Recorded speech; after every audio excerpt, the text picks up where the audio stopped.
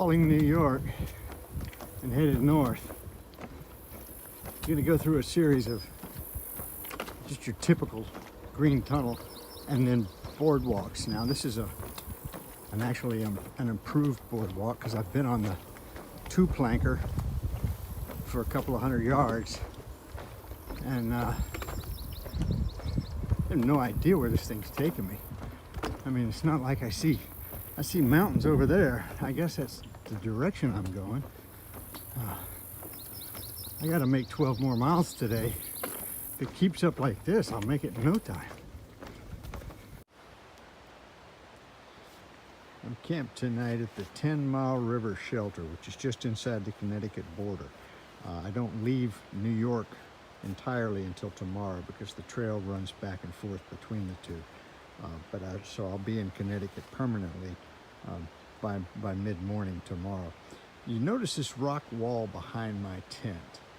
Now, I've passed dozens of these, or I'd say at least a dozen of these over the last, 48 hours, 72 hours in New York. You see them all the time. You just kind of walking through the woods and then the trail goes right across them where they've opened them up. Initially, I thought this was done by trail maintenance engineers back when they built the trail, and maybe it was. But then some of it just looked like it was so old that it could have been done by people who farmed and lived in this area, 100, 200 years ago. And then because I stopped and saw the George Washington plaque where the Continental Army was inoculated against, I don't know if it was smallpox or something, and the base of the barn was still there where the plaque was affixed to it. So it looked exactly like this. So who knows? Maybe this wall was actually built by, the Continental Army when they were trying to fend off those cheeky redcoats. So I started looking for mini ball holes. Maybe there was a battle here.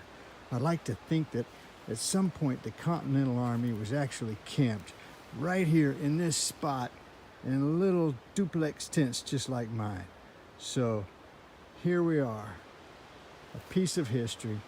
I am walking on hallowed ground. God bless America. And then there's one other time when I was in a rock canyon.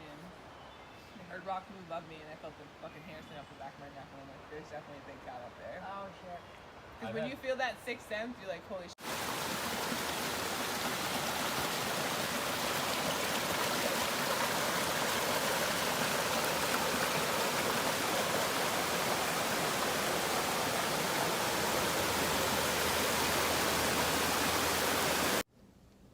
I woke up this morning in a tent in the woods just inside Connecticut's border coming from New York.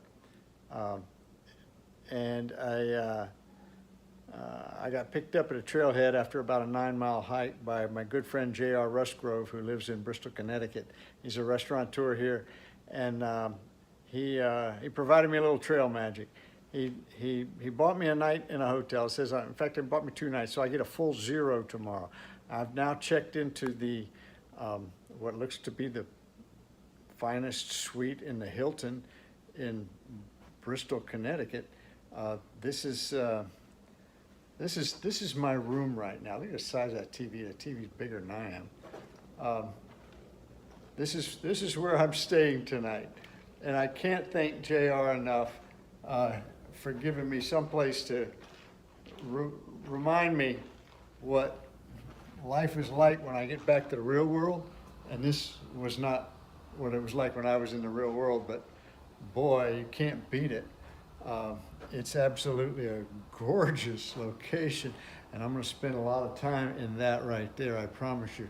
We're going to go out and have dinner tonight and have a few laughs. I'll get some videos taken care of, and finally get my mojo back on.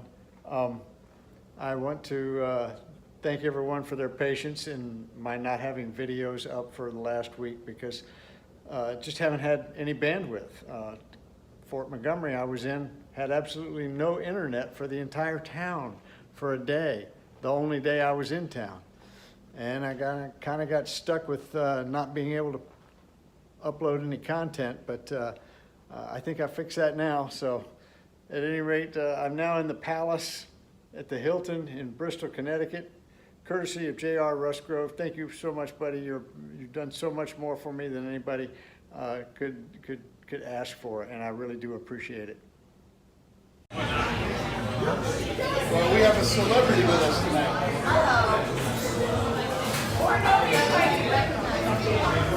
Oh, I did.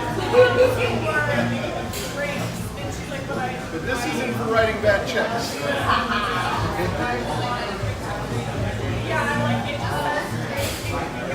This young man right here. This young man right here. And he has been out walking the Appalachian Trail since March. And he just made it to Connecticut. Very welcome. Anything else I can get for you guys? Another man. Old fashioned? A Coke or Pepsi. Absolutely. Thank you, JR. This is the first red meat I've had in 4 months. So that's a 36 ounce. 36 ounces. Prime tomahawk. Did you do that? Did she make it come out that fast? Wow. Unreal. Grapes. You just got to see a little bit of all we have to offer here in Bristol. Oh, there he is right there. So again, Kevin Newsom on YouTube, AT Trail. And thank you for your time. Thank you. Thank you. Just a quick recap of the last 48 hours. I got picked up at the trailhead at Kent, Connecticut by JR Rusgrove. He's a friend of mine from YouTube initially. We've been communicating quite a bit over the last year regarding gear and things because he's got plans to try and to do an AT through hike as well. He picked me up. We went straight. He took me straight to a barbecue place to have lunch. We left there. We went to REI to pick up some gear, to Walmart to grab some groceries. He put me up at a hotel in Bristol. Now, JR and his wife Leanne own 3 restaurants in Bristol, so I knew I'd be eating well, but I didn't have any idea how well I would be staying. They put me in the Hilton, the DoubleTree by Hilton, but not just a room. I got the presidential suite. Okay, I had the biggest room in the hotel for 2 nights. I took a full 0, so I was living the absolute epitome of platinum blazing for an entire 0, an entire day. It's platinum blazing at its finest. That's when you're staying in all the best places. I had the best place, trust me. It's right across the street from the ESPN headquarters, and it was just a lovely gesture on their part. We went to dinner that night. I had a 36-ounce prime tomahawk steak at the Main Street Pint and Plate, which is one of his restaurants with fine dining and a bar, and he even put on the big screen over the bar my YouTube channel, so that played for all the patrons during dinner. It was a lot of fun. The next morning he took me to the Parkside Cafe, which is their breakfast and lunch restaurant, and down in what I would describe as Old Town, Bristol. You know, it's a beautiful boutique shopping district, and I was surprised to see my face on the menu. The menu that day had my picture and a short story of everything that I was doing and attempting. So he made a big announcement to everybody and gave them a brief history of what I was up to and how he met me, and it was a lot of fun. It was very heartwarming. I cannot thank them enough. You wanted a laundry update? Leanne took care of my laundry for me. I didn't have to do anything with the hotel. I just handed her a bag of clothes, and the next day I got them back fresh and folded. It was absolutely a wonderful, wonderful 48 hours. You know, the interesting part of it, the irony in it all is that I missed the storm that you're going to see a lot of footage on blowdowns. The storm that blew through the first night I was in that hotel was incredibly strong. It took down a lot of trees out here. I hope that the friends that I was hiking with the day before all are safe. I'm sure they are. I hope they got out of harm's way. With any luck, they made it into Kent and found a place to stay themselves. But I have a feeling that they were planning to continue hiking and had no idea how bad that storm was going to get. So I hope to catch up with them. I'm hoping they, you know, the best for them as well. I can't wait to tell them that I lost internet for an hour. But I want to thank JR and Leanne again. It was a great weekend and the best zero on the AT in the history of the AT. Thank you again. There's one beautiful thing about a storm the night before, and that's that there's no shortage of water sources. What is listed in the maps as a trickle stream is certainly far better than that. And gotta tell you, that's some cold water, some clean water, and some tasty water.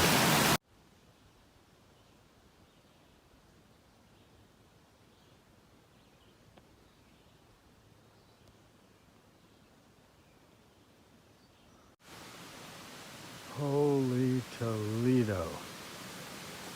I'm glad I wasn't anywhere near this when that thing came down. Right over the trail. And look at the size of that trunk up there. Just busted it 20 feet up, 15 feet up, broke it right in half. That's an old tree.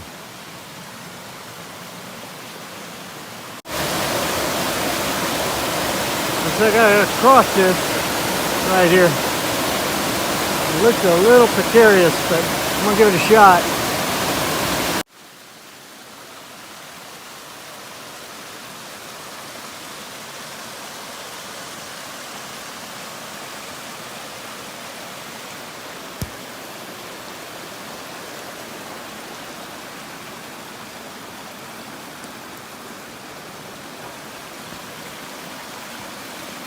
This is how most of these little falls are crossed. You're just stepping stone right over them. That last one was out of control.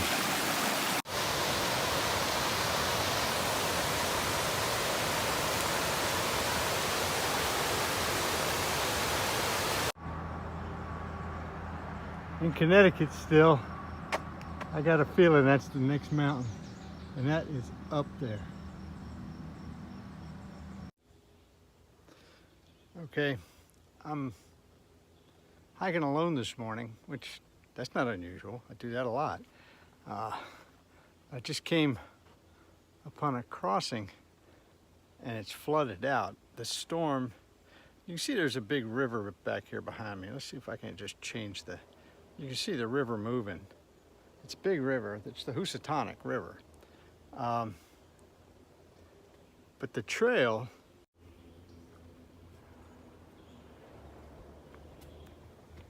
this is the trail. Now that's not a big crossing, but it's definitely deep and dark and it's muddy and I have no idea. And I put on clean socks this morning because I was all wet from yesterday. Oh good, I got some people coming from the other direction. That'll help. They're not even wearing packs. This will be easy. Or I could do a couple 30-second videos.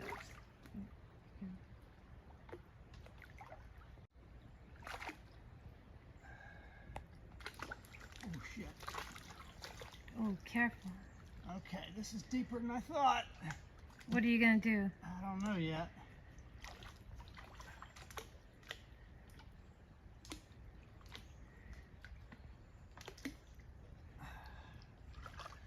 I gotta back up first of all because I can't let my waist belt get wet. It's got my phone in it. Right. That makes I have to sense. put that up high. I may just have to waist walk it, carry my pack up in the air. So, and it's all soft. I'm not worried about, there's no rocks there. I thought there might be. Woohoo! We did it.